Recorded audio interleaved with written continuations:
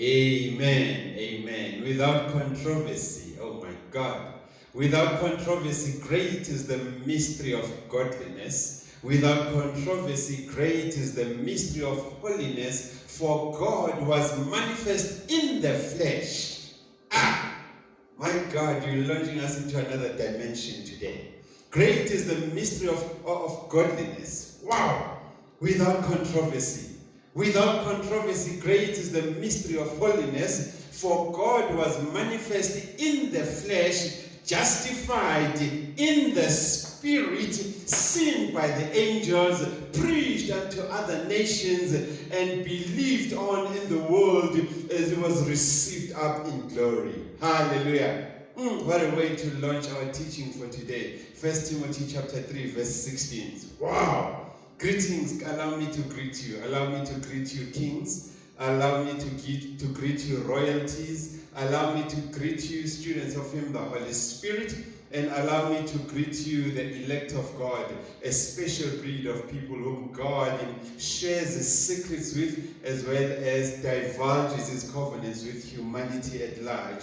Hence, you and I are now called the kingdom status updaters. For God, by His Spirit, speaks unto us in the language of the Spirit, and we take that in the language that man understands to tell them what God is saying to the church. Amen.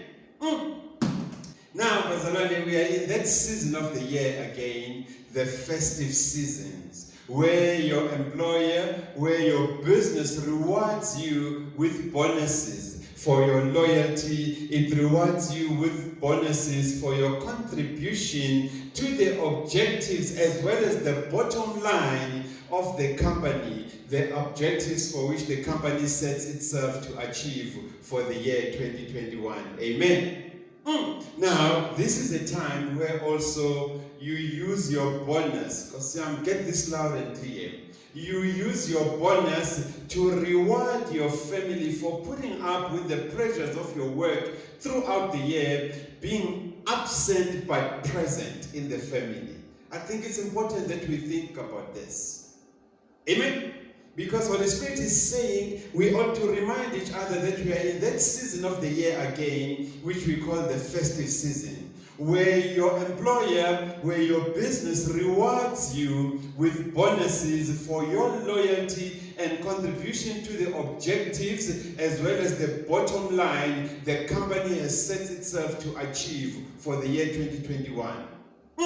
Now, this is a time where you use your bonus. I must impress on this. This is a time where you use your bonus to reward your family for putting up with the pressures of your work at home and throughout the year, where you were present but absent. Hallelujah. Because of the pressures of your work. So what does this mean? It means your bonus, therefore, is meant for this very cause. Hallelujah. It is meant for this very cause, whereby you reward your family. Because you reward your family, you reach out to the have-nots with the excess that your performance has yielded in the company, as well as save for the next year, so that when the year begins, you don't cry foul. Hallelujah. So that's what the bonus is meant for. It's not part of your income. It's an extraordinary benefit that you accrue based on your performance and your contribution to the bottom line hurdles that the company has set itself to achieve for the year. And you have achieved that. And therefore, your presence, whilst absence because of the pressures of your work in your family, it stole you away from the family. Hallelujah. You did not have 300% time with your family, with your children, running around and playing around. You did not have 300% time even with your wife sometimes. So this is the time then where you need to reward yourselves, reward your children, hallelujah, for putting up with the pressures of your work. Where they knew that daddy is there, but they did not have access to him. Mommy is there, but they did not have access to her.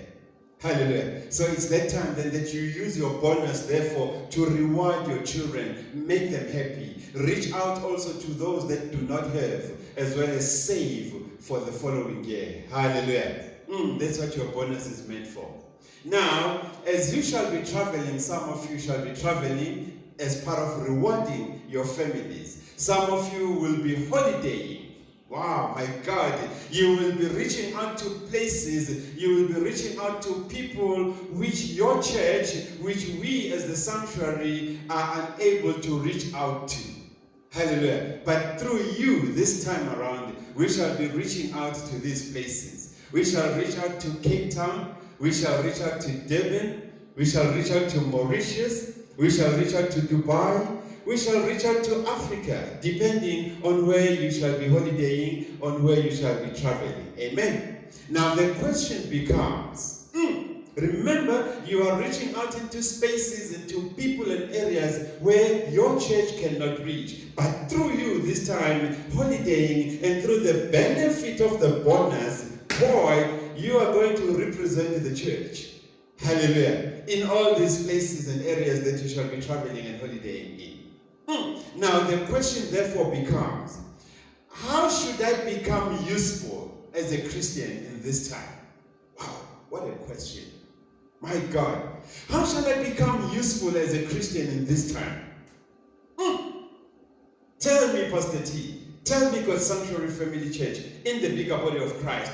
How do I fulfill my part in, and how do I fulfill my part of the Great Commission as a Spirit-led and Spirit-filled Christian? Matthew 28:18-20. How do I play my part? How do I fulfill my part? Wow. Well, Yirmeyahu the prophet, the crying prophet, in Jeremiah chapter 13. Yirmeyahu in Jeremiah chapter 13 tells you and I that it is required. This is by divine inspiration of Him, the Holy Spirit now. He speaks to you and I, the 21st century Christian today, that it is important, if you and I are to be useful, if you and I are to fulfill our role in the Great Commission, it is required of you and I that we intercede for God's people. We pray and we fast for God's people. We intercede, we pray and we fast for the stiff-necked, rebellious and denialist type of Christians and people to hear, at least to hear the word of God, so that they can give their souls to Christ Jesus. Hallelujah. This is what the crying prophet is saying to you and I. If you want to be useful, if you want to fulfill your role, if you want to play your part in the Great Commission, step number one, you ought to have a heart for God's people. Hallelujah. You ought to have a heart for God's people, and therefore, in crying, in prayer, in supplications, in thanksgiving, in fasting, my God, you reach out to God's people, including those that are stiff-necked, including those that are denialist, and including those that are naturally rebellious. Hallelujah. Wow. My God. The beauty of being the student of Him, the Holy Spirit. Now, sitting up there with Him, Jehovah Tzidkenu, the champ of the cause of our righteousness in Christ Jesus, the Holy Spirit. We up there in the upper room. Now you are asking a question. Wait a minute, Pastor T. Wait a minute, God's Sanctuary Family Church. How do I do this? How do I become useful? How do I fulfill and play my role efficiently and proficiently so to fulfill the Great Commission? Is there a recipe in the scriptures that will help guide and navigate my way through so that I am able to deliver proficiently on this special mandate? And the answer is yes. Hallelujah. The answer is yes. Now, as we sat in the upper room with Him, Jehovah Tzidkenu, He is saying to us, we ought to tell each other that this process is not automatic. Hallelujah. This process is not automatic. It requires you and I, it requires us to avail ourselves in the Spirit. It requires you and I to avail ourselves to be taken in the Spirit, where we shall be stretched and challenged by the Word of God, where we shall avail ourselves to be stretched beyond measure, to be challenged beyond measure by the Scriptures. Now, get this loud and clear. People who allow themselves to be stretched, people who allow themselves to be challenged by the Word of God, they are characterized, get this loud and clear, they are characterized by not being denominationally studied. They are characterized by not being denominationally studied. They are characterized by not being religious fanatics. No. These people who are spirit-filled and spirit-led are not denominationally studied.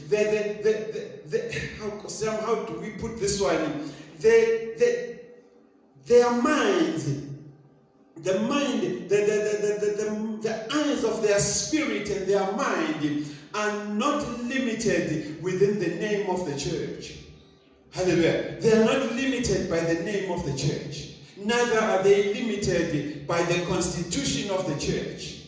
Hallelujah. But these people, they reach far and wide in the realm of the spirit, and therefore they are not religious fanatics.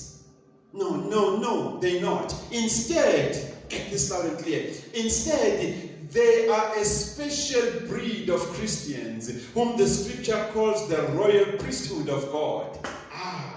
They are a peculiar species of people. Hallelujah. They are a peculiar breed of people. My God. Because God has set them apart for his own glory and leisure to establish his kingdom on earth. Now, such people, such spirit-filled people, my God, they draw their identity from God. Hallelujah. Such spirit-filled people, such spirit-filled Christians, they draw, they suckle, meaning, remember the name of God, El Shaddai, which means the breast. Yes. Now, such people, they draw their identity from God. How do they do this? They do this through sonship in Christ Jesus. Wow.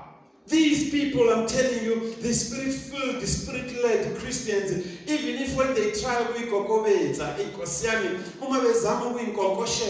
even if they try to behave, their language exposes them that when you are with Christ, you've been with Christ, you sat at the feet of Christ, and therefore you are the Ephraim of God, you are the Yasharel of God, you are the upright of God.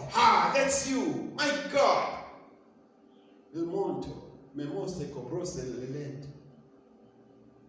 Hallelujah. That's who you are. We hear you by your language. Even if you try and hide it, even when you are joking, we find you saying, hey, you know what, Mina? In God I live, in God I move, and in God I have my being established. I know. What have you just said, Buddy? Hey, what did I say? No, we just heard you prophetically speaking. What did I say? You said in God you live, in God you move, in God you have your being. That language is peculiar. That language is not ordinary. It's not for every Dick, Tom, and Harry. It's for the Ephraim of God. People who are not afraid of the storms. Neither are they afraid of the storms of life, the challenges of life. These are the Yasharel of God, a people that have availed themselves to be set apart for God's own leisure and purpose. And therefore, they walk upright before God. Yay! These people, the spirit-filled and spirit-led Christians, they are solid.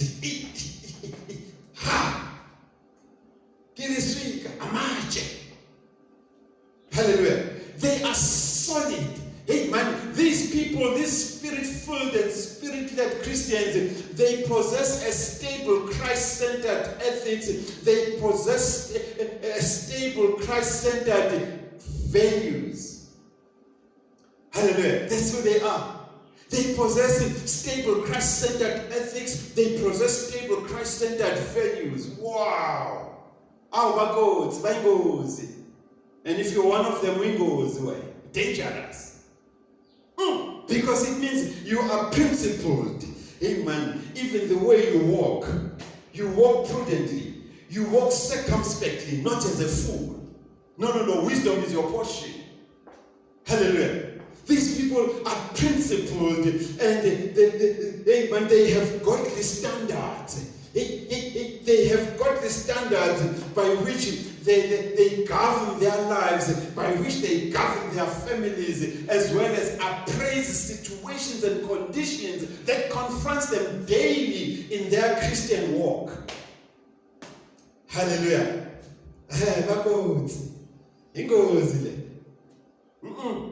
Don't touch. Hallelujah. Don't touch. These are solid people. Hallelujah. Unyielding and unchanging in their belief system. They believe in God. And any extraordinary sugar and spice that you try and add in order to make them deviate from the precepts of God, keeping precept upon precept and line upon line, boy, they refuse that. Hallelujah. They are willing to wrestle.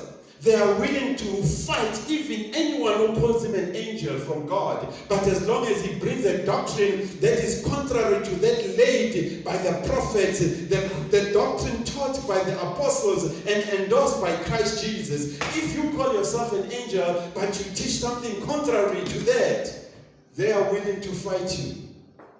Hallelujah. They will wrestle you.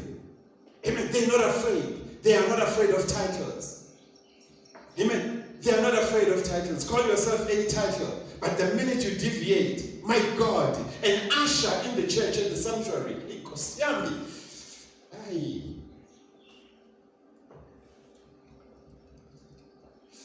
Hallelujah. An usher at the sanctuary, if you deviate, irrespective of your title, will stand his or her ground in the faith and in the word and speak as well as rebuke and instruct you in righteousness so that you become profit for your own profitability. Hallelujah. So that you can be equipped as a man and a woman of God to stand before God's people with an unadulterated gospel. Hallelujah. Yes. These people are principled. Spirit-led and spirit-filled people are principled, and they have godly standards by which they govern their lives and the lives of their families. They are principled and they have godly ethics and standards by which they appraise the situations and challenges which confronts them daily in their Christian walk. That's why they walk prudently, not as fools. They walk circumspectly with respect. Yes.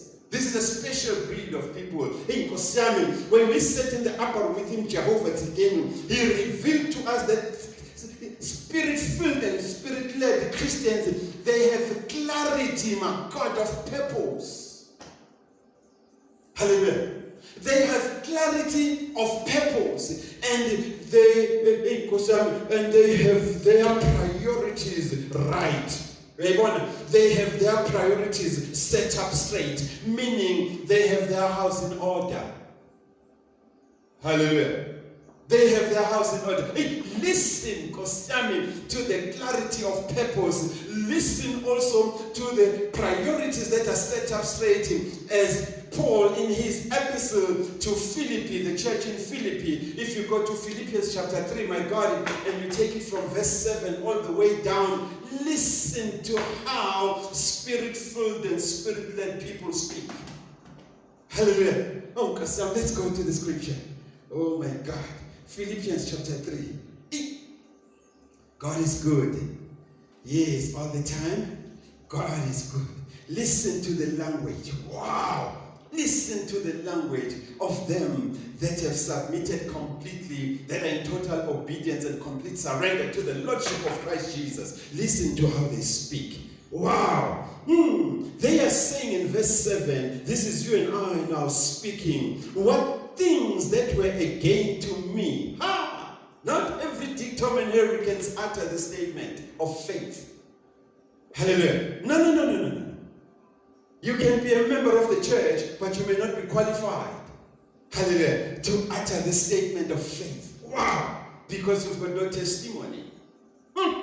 Now, listen to this language. What things that were a gain to me, these I have counted them loss for Christ. Amen. God.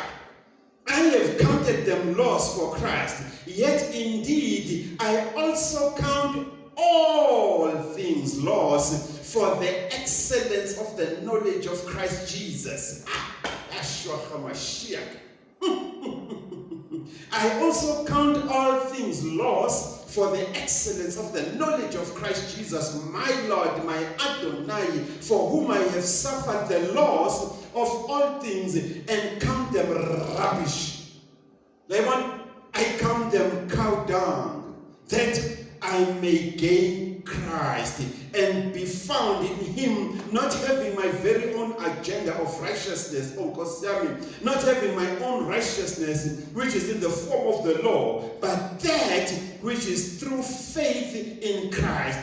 That which is through faith in Christ, the righteousness which is from God, by faith, that I may know him. Wow, did you hear that? That I may know him, and the power of his resurrection. My God, this is tough stuff. This is big stuff. That I may know him and the power of his resurrection and the fellowship of his suffering, being conformed. Now we are talking about you and I being conformed to the death of Christ Jesus, if by any means we may attain to the resurrection from the dead. Wow. As if this is not enough. Now we need to be able to press on towards the goal. Now that I have already attained or am already perfected, but I press on that I may lay hold of that for which Christ has laid hold of me. Hey, brethren, get this loud and clear. I do not count myself to have apprehended, but one thing I do, get this, forgetting those things which are behind and reaching forward to those things which are ahead. I press on. I press towards the goal, for the price of my upward call of God in Christ Jesus is high. Wow, my God. Wow. So all along, Holy Spirit, all along, Holy Spirit, hey man, you've been preserving this knowledge. You've been preserving this revelation for such a beautiful time, the festive period. We serve a jealous God indeed. Now, as if this is not enough, as if this is not enough, spirit-led Christians, spirit-filled Christians, my God, they maintain purity of heart. A clean heart. Hallelujah. They maintain purity of heart. They also maintain purity of soul in all their assignments on matters of spiritual truths and revelations, so that they remain approved. Wow. They remain approved as stewards of the mysteries of God, to rightly divide the word of truth without fear, shame, or favor. Hey, that's who you are. And that's the league in which you now play. You're the elect of God, a special breed of person, the royal priesthood of God, a student of him, the Holy Spirit. Wow, that's who you are. My God, remember 2 Timothy chapter 2. Hallelujah. If you take it from verse 14, my God, 2 Timothy chapter 2. If you take it from verse 14, this is how he puts it, by revelation of him, the Holy Spirit. Remind these spirit-led and spirit-filled people. Remind them to tell my people of these things. For I have charged them before the Lord not to strive about words to no profit, to the ruin of the hearers, which is my people, the lost. Hallelujah. It is in this sure conviction, therefore, that I command you that be diligent to Allah. Be diligent to present yourself approved. Be diligent to present yourselves to fear God. A special type of a worker who does not need to be ashamed, rightly dividing the word of truth. But shun, to Allah man, shun profanity and idle babblings. For these things, profanity and idle babblings, they will increase. What do? They will increase ungodliness in the church. Hallelujah. They will increase ungodliness in the church. And that is not what I, Jehovah God, want to see in my ecclesia. Hence, I am saying, be useful. Fulfill your part of the Great Commission. It should not be limited only by the four walls of the church, but we are launching you in this festive season as you shall be holidaying and traveling. We're launching you into the ends of the world, into spaces that the church cannot reach out, into spaces where the sanctuary cannot reach out, and also into meeting people which we as the church may not meet in our lifetime. But through you today, a useful Christian, one who is establishing, maintaining, as well as reflecting God's ethics and values in all areas of your life, your family, and every associate you cross paths with. We are reaching out to such people. Glory be to God. Hallelujah. Kosian. My God. Wow. The Spirit of the Lord is in the house. He has consecrated us, set us apart for His own glory and leisure, to preach this gospel unto the length and breadth of the world, to heal the brokenhearted, to announce freedom and liberty. Wow! To open the eyes of the spirit of them that have been blinded by Satan, to declare the year of the Lord.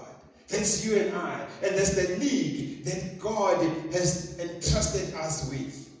Hallelujah. We carry His Besora, a special type of message that is prophetic, which God has instructed us to take unto all the corners of the world. Now, spirit-filled Christians, they also persevere. My God, listen to the language of the teaching. Spirit-filled and spirit-led Christians, they persevere, my God, meaning they don't just give up too quickly. They don't just give up too quickly, crying, hey, Jesus must come back. No. Spirit-filled Christians are not in that league. No. Spirit-filled and spirit-led Christians are not in the league of ignorant Christians, the crybabies. No. Spirit-filled Christians, they function by the Spirit of the Lord. Luke 4:18. They function by the Spirit of the Lord. My God, the Spirit-filled Christians, they stand their ground in the faith. Hallelujah. They stand their ground in the faith. My. They don't just give in quickly. Allow me to take you. Amen. Allow me to take you to a case study, my God, in the book of 2 Corinthians chapter 11. Then you will understand Paul, the apostle. When he speaks of us not to give up too quickly, you will understand the things that he went through himself. Hallelujah. Let's go to 2 Corinthians. My God, we will take it from verse 23. Oh, glory be to Jesus. 2 Corinthians, where are you? 2 Corinthians chapter 11. And we're taking it from verse 23. Let's take the third part of verse 23, which speaks of the suffering of Christ. Wow. Listen to what the apostle is saying here. He is saying, I am more in labors, more abundant. In labors, I am more abundant. In stripes above measure, I am more abundant. In prisons, I am more frequenting the prisons than any one of you do. In deaths, I'm always in near-death type of situations. Get this, man. From the Jews, 5 times. From the Jews, 5 times, I received 40 stripes minus 1. 3 times, I was beaten with rods. Once I was stoned. 3 times I was shipwrecked. A night and a day I have been in the deep, surrounded by sharks. In journeys often in peril of waters, in perils of robbers, the sea pirates, in perils of my own countrymen, people whom I call brothers, in perils of foreign nations, in perils in the city. Hallelujah. I'm being stormed. In perils in the wilderness, in perils in the sea, in perils among the brethren, in weariness and toil, in sleeplessness often, in hunger and thirst, in fastings often, in cold and nakedness, besides the other things, what comes upon me daily, besides other things that comes upon me daily, my deep concern in all these persecutions. My deepest concern is for all the churches. Hallelujah. My deepest concern is for all the churches. So who is weak? And am I not weak? Who is made to stumble? And I do not burn with indignation? So I'm not just speaking from a position of just speaking. I am speaking from experience as Paul. Of the stuff that I've gone through, but in Christ Jesus, I've endured. I've stood my ground in the faith. Hallelujah. I've stood my ground in the faith. So the question, therefore, that we need to ask today is, are you this type of a Christian, Wetwala? Are you this type of a Christian? Are you useful outside of the 4 walls of the church? Or you only burn with fire, or you're only on fire for Christ Jesus when you are in church? Outside of church, you are a liberal Christian, blowing hot and cold. You even tell jokes, Christian jokes, where people laugh when you joke about God. They laugh when you joke about Christ Jesus. They laugh when you joke about the church of God. Have you responded, Twalaman? Have you responded, you the friend of the sanctuary, to the Great Commission? And if yes, do you embrace it? Hallelujah. Do you embrace it? For the year 2021, how many people did you evangelize to? How many people did you testify to? How many people did you preach to? How many people did you lead to Christ? How many people did you tell about Christ Jesus? Do you believe? Get this loud and clear. Do you believe Christ Jesus is the head of the church of God? Do you believe that Christ Jesus is the Lord of the Sabbath? Do you know that Christ Jesus owns the Sabbath? And you cannot separate the Sabbath from Jesus. If you want to keep the Sabbath, you ought to have Christ Jesus, because he will be able to keep the Sabbath for you. He owns it. It belongs to him. He's the Lord of the Sabbath. So for you not to deviate from the precepts of the Sabbath, you need Christ Jesus to keep the Sabbath for you.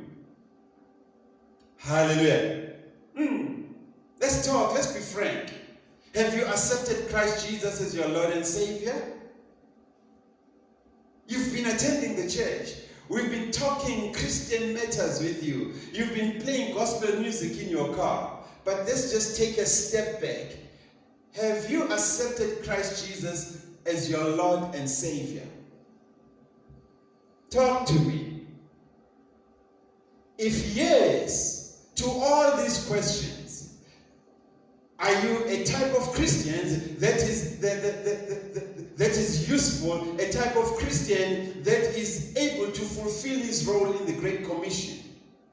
If the answer is yes, if you have responded to the Great Commission and you embrace it, if you believe that Christ Jesus is the head of the church and the Lord of the Sabbath, and if you have accepted him as your Lord and Savior unto salvation, then it means when you are wired, wow, what a word. Thank you, Jesus. It means you are wired for God's glory. You are wired for God's power. And you are wired for God's majesty.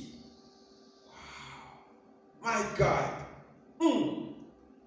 It If you have responded yes to all these questions, it means when also you are destined for greatness in Christ Jesus. And if that's the case, if you are wired for God's glory, wired for God's power, and if you are wired for God's majesty, and you are destined for greatness in Christ Jesus, then it means when you are enabled, you are also capacitated to teach people what it means to be a Christian. Hallelujah. What does it mean to be a Christian? Only people that are wired for God's glory, power, and majesty, only people that are destined for greatness in Christ Jesus, only people who embrace their role in the Great Commission, only people who have declared themselves useful as the Ivorim, the Yasharel, and the upright of God. Only these people are able to answer the question, what does it mean to be a Christian? Hallelujah.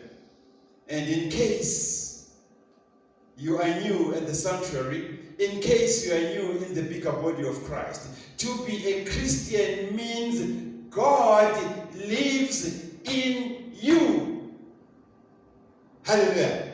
God lives in me. God lives in us. Hallelujah. That's what it means to be a Christian. If you want to audit this answer, let's go into the book of John 14. Hallelujah. If you attended Sunday school, you will understand when we say John 14. Hallelujah. For God so loved the world. Amen. But this time around, we're looking at verse 17. Amen. Let's go into the book of John chapter 14. Hey, Matthew, Mark, Luke, John. John chapter 14. And we are looking at verse 17. But you will read the entire chapter when you are home alone. And this is how it reads. Let's start from verse 15. Wow. My God. This is the time when Jesus was living to be one with the Father, and he was leaving us with him, the Holy Spirit, Jehovah again. He is saying, if you love me, wow, if you love me, keep my commandments, and I will pray the Father, and he will give you another helper, that even when I'm gone, he may abide with you forever. Hallelujah. I will pray the Father, God Almighty, that he gives you another helper, a helper that will abide with you forever. Whoa. Who is this helper? The Spirit of truth, whom the world cannot receive. Hi. My God. Who is he? He is the Spirit of truth, whom the world cannot receive, because it neither sees him nor knows him. But you know him, because you have been taught. You know him, because you keep my precept, precept upon precept, line upon line, a little here and a little there. So that you bring not disrepute into the ecclesia of God. You know him, for he dwells with you, and he will be in you. So over and above him dwelling in you, he is also day in and day out with you. Wow. I will therefore not leave you as orphans. I will not leave you orphans. I will come to you at the appointed time. Hallelujah. That is what it means to be a Christian. And the book of John chapter 14 has just confirmed it. Hallelujah. So, for purposes of today's teaching, let us seal therefore this service. Let us seal therefore this service with Holy Communion. Wow.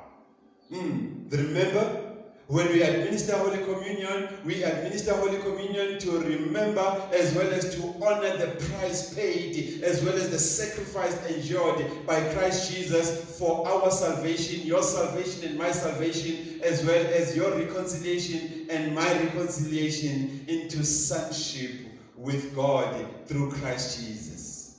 Hallelujah. So let's administer Holy Communion, therefore, to seal today's teaching, so that as we launch ourselves through holidays, as we launch ourselves through traveling, we shall fulfill our part of the Great Commission, and we shall declare ourselves useful Christians, a people in whom God lives, a people in whom God dwells, a people in whom the Spirit of the Lord, the Spirit of truth, lives. Hallelujah. Stay sealed, therefore, in the Holy Spirit of promise, as we shall partake of the breaking of bread together. We love you with the love of Christ Jesus. Amen.